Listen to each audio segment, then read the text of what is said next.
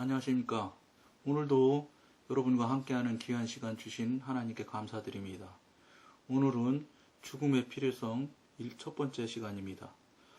성도가 성령에 의해 깨우침을 받아 육적인 상태의 처절함을 깨닫게 될수록 그의 육체와의 싸움은 점점 더 심해지며 실패와 경험이 더 잦아짐을 알게 됩니다. 패배를 경험하면서 그는 죄의 더러움과 육체의 나약함이 점점 더 알게 되며 따라서 자신에 대해 더욱 심한 분노를 느끼는 동시에 육신의 죄와 싸울 결심을 더욱 굳게 하는 것입니다.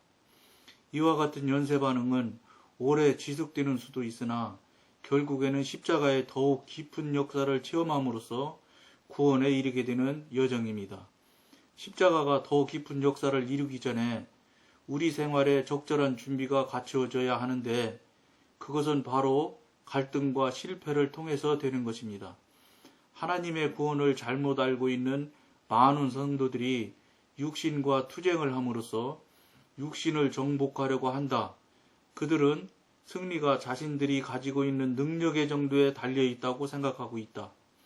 따라서 이러한 사람들은 하나님께서 더 많은 영적 능력을 주셔서 육신을 이기게 해 주시기를 기대합니다. 이 투쟁은 오랜 기간 동안 지속되며 성도는 승리보다 실패를 더 많이 경험합니다. 결국 육신에 대한 완전한 승리는 실현될 수 없는 것처럼 보입니다. 이 기간 동안 성도는 한편으로는 투쟁을 계속하고 또 한편으로는 육신을 개선하거나 훈련시키려는 노력을 계속하게 됩니다.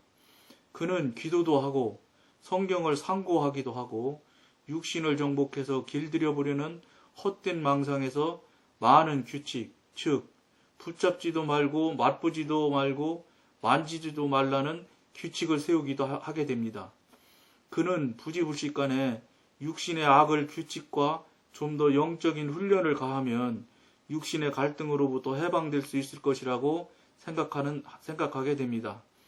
그는 그러한 방법이 아무런 유익이 없다는 것을 깨닫지 못하는 것입니다. 즉 골로새서 2장 21절에서 23절 말씀 한번 참고하시면 좋겠습니다. 오늘도 여러분들과 귀한 시간을 계속하고 있습니다. 오늘부터는 제가 성령님으로부터 영성훈련을 받는 그런 과정에 일어났던 일들을 쭉 같이 나누고자 합니다. 제가 영성훈련을 하는 곳에 처음 가게 된 것은 2001년도 9월 11일 날, 즉 여러분들이 기억하시는지 모르겠는데 미국의 쌍둥이 빌딩이 무너지는 날일 아침에 첫 번째 시간을 갖게 됐습니다. 그때부터 시작하여서 영성훈련을 물론 그 가르치는 교회에서 배우기도 했지만 그것을 지금 시간이 많이 지나고 나서 깨닫고 알게 된 것은 성령의 지도 인도하심을 받는 것이 항상 중심에 서 있고 항상 기준이 되고 기본이 되어야 된다고 제가 깨달음을 상당한 시간 전에 알게 됐습니다. 왜냐하면 영성훈련을 하다 보면 앞에서 이끌어 가시는 강사님이나 또 상담해 주시는 분들이나 또 앞서가 있는 선배들이나 이런 분들 얘기를 많이 듣게 됩니다. 그 얘기를 많이 듣다 보면 자꾸 사실은 그분이 알려주는 것도 아닌데 성령님이 알려주는 대로 그분이 말하고 있는 것이 보통 대다수일 수도 있는데 그 사람이랑 어떤 사람과 자꾸 같은 얘기를 계속 나누고 하다 보면 어느새인지 모르게 그 사람이 나로 하여금 굉장히 중요한 사람이 되는 경우를 제가 여러 번 체험을 했습니다. 즉 무슨 말씀이냐면 저희들이 영성훈련을 해서 성령님의 지도 인도를 받고 성령님과 교제교통이 되는 분들이라면 어느 사람의 물론 앞서간 사람들한테 같이 멘토로서 같이 듣고 배우고 하는 것은 그것은 무시할 수 없다고 저도 인정을 합니다. 그러나 그분은 그것에 만족하고 그 수준에서 정리가 되어져야지 그분이 계속해서 이끄는 대로 끌려가고 자꾸 가다 보면 그분이 어느새인지 모르게 성령님의 계셔야 될 자리를 사람이 서 있는 경우를 많이 볼 수가 있었습니다. 제가 최근 얼마 전까지도 정말로 굉장한 은사같이 스승님같이 배우고 했던 분인데 결국은 그분도 하는 행동이나 살아가는 삶을 바라볼 때 아직도 어림도 없는 인간일 수밖에 없다는 것을 아주 뼈저리게 느끼는 계기가 생겨서 이 말씀을 여러분들과 나눕니다. 여러분들이 저랑 이렇게 해서 대화하고 제가 이렇게 동영상을 올려드리면 이 동영상을 읽고 듣고 하시면서 저가 하는 말은 절대로 중시해서는 안 되십니다. 여러분들이 각자가 성령님의 지도인들을 받으셔서 성령님께서 깨닫고 깨우쳐 주시는 대로 따라 나가셔야 되고 그 방법대로 여러분들이 훈련을 하셔야 가장 합당한 훈련이 되지.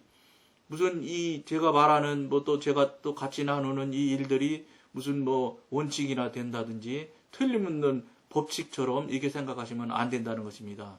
저도 여러분들이 알고 보시고 아시는 대로 아주 한갓 어리석기 그지없는 인간일 뿐입니다.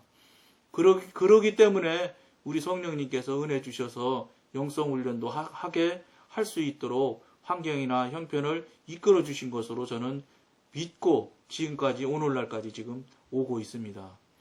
그래서 제가 어쨌든 약 연수로는 15년 전에부터 영성훈련을 하기 시작을 하게 됐는데 그것을 시작을 할 때 제가 나이가 46살일 때입니다.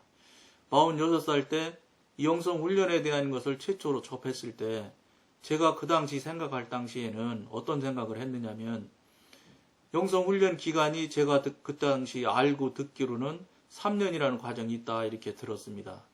물론 그 당시 제가 시작할 때는 영성이라는 얘기만 해도 그 기성교회 즉 우리 통합측 교회 같은 데서는 2단이라고 할 때입니다. 지금은 세상이 많이 바뀌어서 영성이라고 안 하면 말이 안 되는 것처럼 영성 하고 있는 상황이 되었지만 불과 15년 전에만 해도 그런 현실이 우리 대한민국의 교회 현실이었었습니다. 그러다 보니까 이 영성훈련을 처음에 접하게 돼서 보니까 말씀을 들어보니까 과정이 3년이라고 하고 그러면 제가 46살 때지만 젊은 사람으로서 어떤 생각을 했느냐면 3년이라는 기간을 투자해서 우리가 영원히 살 수 있는 저 천국에 갈 수 있는 일을 얻을 수 있는 일이 있다면 제가 생각할 때는 그보다 더 많이 남는 장사가 없는 것 같이 생각을 했습니다. 아주 단순 무식한 계산을 한 것이지요.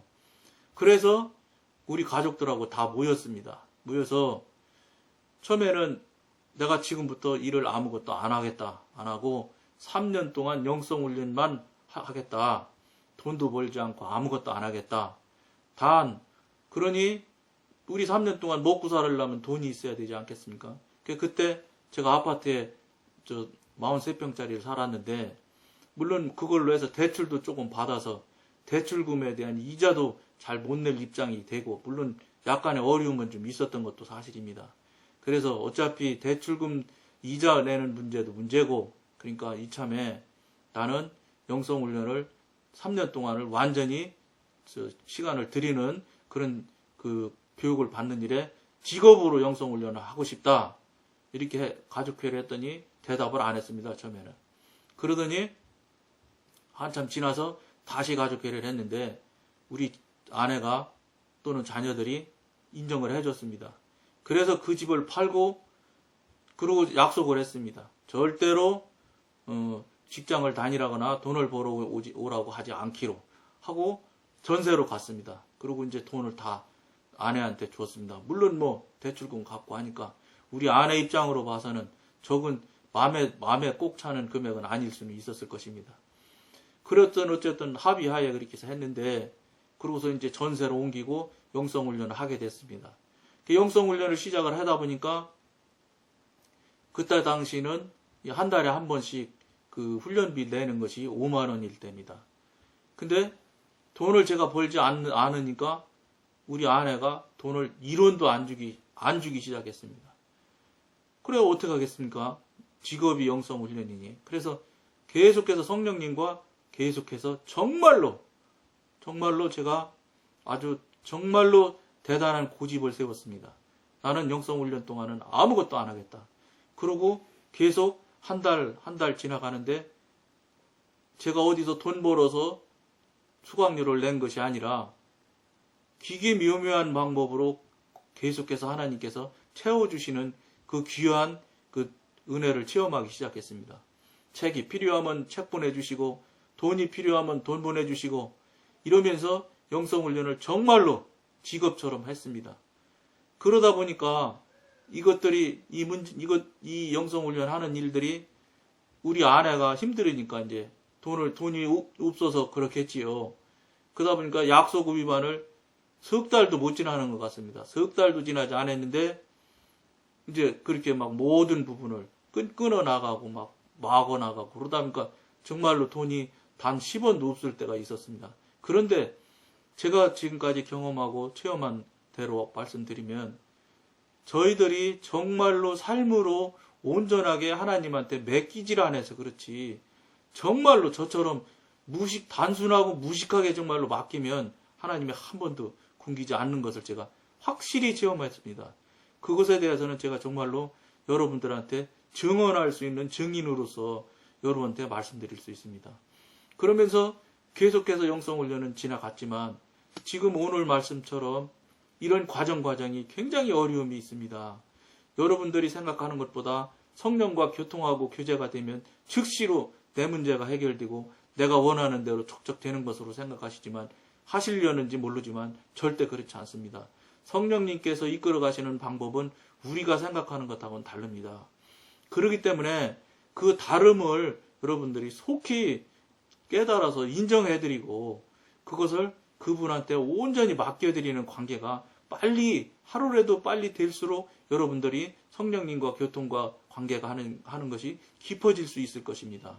물론 여러분들 각인들에게 하시는 대로 또 하시는 방법대로가 다 다를 것입니다. 왜냐하면 여러분들이 가지고 있는 환경이나 형편이나 사정들이 모두가 다르기 때문에 당연히 달라질 것입니다. 또 무엇보다 여러분들 성향이나 여러분들 성품이나 또 지식이나 상식들이 다 다르기 때문에 다를 것입니다.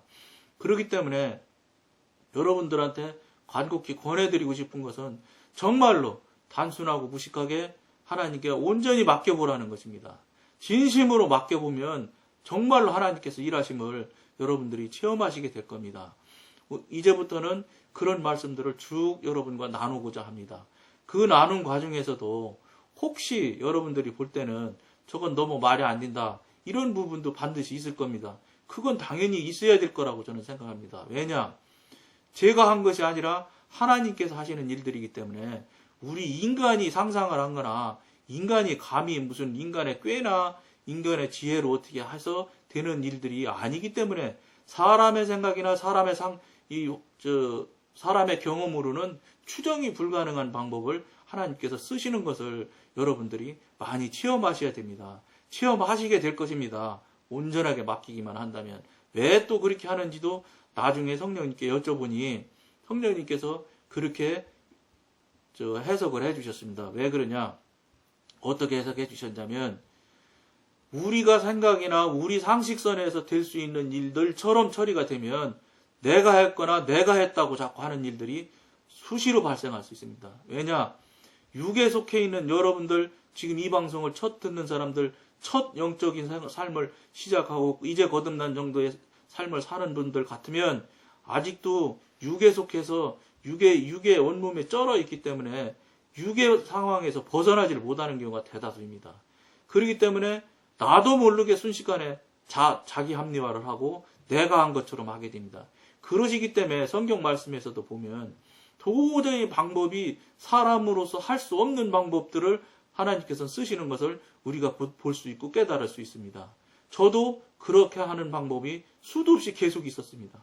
그러므로 여러분들한테 첫 시간이니까 이 정도만큼만 말씀을 드리면서 다음 시간 하면서 계속 성령님께서 저를 향해서 저와 같이 동행하며 함께 하셨던 경험과 체험을 여러분들과 함께 같이 나누도록 하겠습니다.